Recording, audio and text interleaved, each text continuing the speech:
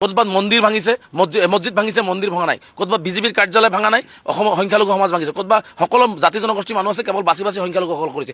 আজি অসমত যি ধৰণে অমৰ্দনীয়ভাৱে উচ্ছেদ চলি আছে, এই উচ্ছেদ কেৱল সাম্প্ৰদায়িক মেৰুকৰণ কৰি আৰু ধৰ্মীয় মেৰুকৰণৰ উচ্ছেদ চলাই আছে। কাৰণ এইজন মুখ্যমন্ত্ৰী কোনো ধৰণৰ মানুহক চৰকাৰী ভূমি খালী কৰিলে লাগে বুলিয়ে উচ্ছেদ কৰি থকা নাই। এইজন মুখ্যমন্ত্ৰী নিজৰ গাদী সুৰক্ষিত কৰিবৰ কাৰণে, ২৬ৰ নিৰ্বাচনী বৈতাৰণি পাৰ হ'বৰ কাৰণে, ২৬ৰ নিৰ্বাচনত ৰাইজক দিয়া প্ৰতিশ্ৰুতিবিলাক ২৬ৰ নিৰ্বাচনত ক'ব নোৱাৰিব, যিহেতু উত্তৰ দিব নোৱাৰিব। অসমখনত তেওঁ কি কৰিলে? অসমখনতো অধপতন কৰিলে, ঋণৰ বোজা লৈ শেষ কৰিলে, অসমখনত ভাতৃত্ববোধ নোহোৱা কৰি পেলালে, অসমখনত সাম্প্ৰদায়িক মেৰুকৰণ কৰা দিলে। গতিকে এই উত্তৰবিলাক যেতিয়া ৰাইজে বিচাৰিব উত্তৰ দিব নোৱাৰিব, গতিকে তেওঁ এটা কাম কৰিছে, সংখ্যাগুৰু আৰু সংখ্যালঘুৰ মাজত এটা বিভাজন সৃষ্টি কৰিবৰ কাৰণে সংখ্যালঘুসকলক টাৰ্গেট কৰি তেওঁ উচ্ছেদবিলাক কৰি আছে। গতিকে এই অবৰ্ণনীয় অমানৱীয় উচ্ছেদবিলাক বন্ধ হ'ব লাগে। আৰু মুখ্যমন্ত্ৰী বিধানসভাত কৈছিলে যে বসুন্ধৰা 1-2ত যিসকলৰ ৫১ চনৰ আগৰ নথিপত্ৰ আছে তেওঁলোকে মাটি পাব, এপ্লাই কৰক। মুখ্যমন্ত্ৰী ডাঙৰীয়াক মই চেলেঞ্জ কৰিছোঁ, বসুন্ধৰা 1-2ত শদিয়াৰ পৰা ধুবুৰীলৈকে প্ৰতিজন সংখ্যালঘু ৰাইজে এপ্লাই কৰিছিল, আপোনাৰ অফিচৰ কাৰ্যালয়ে মুছলমান নাম দেখাৰ লগে লগে সেই নামবোৰ কাটি দিছে।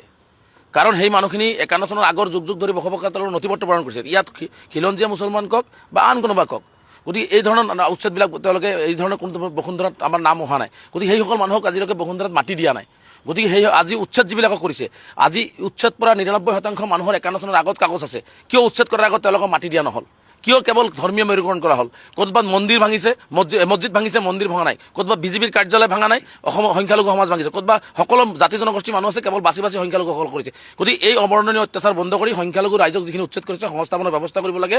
আৰু বিশেষকৈ ৩৫০০ ছাত্ৰ ছাত্ৰী আজি শিক্ষাৰ পৰা বঞ্চিত হৈছে উচ্ছেদৰ ফলত। মুখ্যমন্ত্ৰীয়ে সংখ্যালঘুৰ শিক্ষাক লৈ বহুত উদ্বিগ্ন, বহুত চিন্তিত যে মাদ্ৰাছাৰ শিক্ষকে ডক্টৰ ইঞ্জিনিয়াৰ হ'ব লাগে, কিন্তু ৩৫০০ ছাত্ৰ ছাত্ৰীৰ ভৱিষ্যত অন্ধকাৰলৈ ঠেলি দিয়া এইজনেই অসমৰ মুখ্যমন্ত্ৰী হিমন্ত বিশ্ব শৰ্মা। গতিকে এই ছাত্ৰ ছাত্ৰীৰ ভৱিষ্যত কি হ'ব, ইয়াৰ উত্তৰ আমাৰ মুখ্যমন্ত্ৰীৰ পৰা লাগে। কতবাত মন্দিৰ ভাঙিছে, মছজিদ ভাঙিছে, মন্দিৰ ভঙা নাই। কতবাত বিজেপিৰ কাৰ্যালয় ভাঙা নাই, অসমৰ সংখ্যালঘু সমাজ ভাঙিছে। কতবা সকলো জাতি জনগোষ্ঠীৰ মানুহ আছে, কেৱল বাছি বাছি সংখ্যালঘুসকল কৰিছে।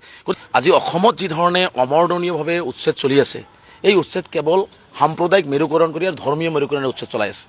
কাৰণ এইজন মুখ্যমন্ত্ৰী কোনো ধৰণৰ মানুহক চৰকাৰী ভূমি খালী কৰিলে লাগে বুলিয়ে উচ্ছেদ কৰি থকা নাই। এইজন মুখ্যমন্ত্ৰী নিজৰ গাদী সুৰক্ষিত কৰিবৰ কাৰণে, ২৬ৰ নিৰ্বাচনী বৈতাৰণি পাৰ হ'বৰ কাৰণে, ২৬ৰ নিৰ্বাচনত ৰাইজক দিয়া প্ৰতিশ্ৰুতিবিলাক ২৬ৰ নিৰ্বাচনত ক'ব নোৱাৰিব, যিহেতু উত্তৰ দিব নোৱাৰিব। অসমখনত তেওঁ কি কৰিলে? অসমখনতো অধপতন কৰিলে, ঋণৰ বোজা লৈ শেষ কৰিলে, অসমখনত ভাতৃত্ববোধ নোহোৱা কৰি পেলালে, অসমখনত সাম্প্ৰদায়িক মেৰুকৰণ কৰা দিলে। গতিকে এই উত্তৰবিলাক যেতিয়া ৰাইজে বিচাৰিব উত্তৰ দিব নোৱাৰিব, গতিকে তেওঁ এটা কাম কৰিছে, সংখ্যাগুৰু আৰু সংখ্যালঘুৰ মাজত এটা বিভাজন সৃষ্টি কৰিবৰ কাৰণে সংখ্যালঘুসকলক টাৰ্গেট কৰি তেওঁ উচ্ছেদবিলাক কৰি আছে। গতিকে এই অবৰ্ণনীয় অমানৱীয় উচ্ছেদবিলাক বন্ধ হ'ব লাগে। আৰু মুখ্যমন্ত্ৰী বিধানসভাত কৈছিলে যে বসুন্ধৰা 1-2ত যিসকলৰ ৫১ চনৰ আগৰ নথিপত্ৰ আছে তেওঁলোকে মাটি পাব, এপ্লাই কৰক। মুখ্যমন্ত্ৰী ডাঙৰীয়াক মই চেলেঞ্জ কৰিছোঁ, বসুন্ধৰা 1-2ত শদিয়াৰ পৰা ধুবুৰীলৈকে প্ৰতিজন সংখ্যালঘু ৰাইজে এপ্লাই কৰিছিল, আপোনাৰ অফিচৰ কাৰ্যালয়ে মুছলমান নাম দেখাৰ লগে লগে সেই নামবোৰ কাটি দিছে।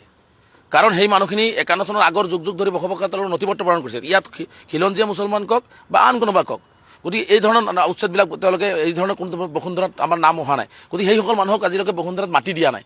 গতিকে সেই আজি উচ্ছেদ যিবিলাকক কৰিছে, আজি উচ্ছেদ পৰা ৯৯% মানুহৰ ৫১ চনৰ আগত কাগজ আছে, কিয় উচ্ছেদ কৰাৰ আগত তেওঁলোকক মাটি দিয়া নহ'ল? কিয় কেৱল ধৰ্মীয় মেৰুকৰণ কৰা হ'ল? কতবাত মন্দিৰ ভাঙিছে, মছজিদ ভাঙিছে, মন্দিৰ ভঙা নাই। কতবাত বিজেপিৰ কাৰ্যালয় ভাঙা নাই, অসমৰ সংখ্যালঘু সমাজ ভাঙিছে। কতবা সকলো জাতি জনগোষ্ঠীৰ মানুহ আছে, কেৱল বাছি বাছি সংখ্যালঘুসকল কৰিছে। গতিকে এই অবৰ্ণনীয় অত্যাচাৰ বন্ধ কৰি সংখ্যালঘু ৰাইজক যিখিনি উচ্ছেদ কৰিছে সংস্থাপনৰ ব্যৱস্থা কৰিব লাগে। আৰু বিশেষকৈ ৩৫০০ ছাত্ৰ ছাত্ৰী আজি শিক্ষাৰ পৰা বঞ্চিত হৈছে উচ্ছেদৰ ফলত। মুখ্যমন্ত্ৰীয়ে সংখ্যালঘুৰ শিক্ষাক লৈ বহুত উদ্বিগ্ন, বহুত চিন্তিত যে মাদ্ৰাছাৰ শিক্ষকে ডক্টৰ ইঞ্জিনিয়াৰ হ'ব লাগে, কিন্তু ৩৫০০ ছাত্ৰ ছাত্ৰীৰ ভৱিষ্যত অন্ধকাৰলৈ ঠেলি দিয়া এইজনেই অসমৰ মুখ্যমন্ত্ৰী হিমন্ত বিশ্ব শৰ্মা। গতিকে এই ছাত্ৰ ছাত্ৰীৰ ভৱিষ্যত কি হ'ব, ইয়াৰ উত্তৰ আমাৰ মুখ্যমন্ত্ৰীৰ পৰা লাগে।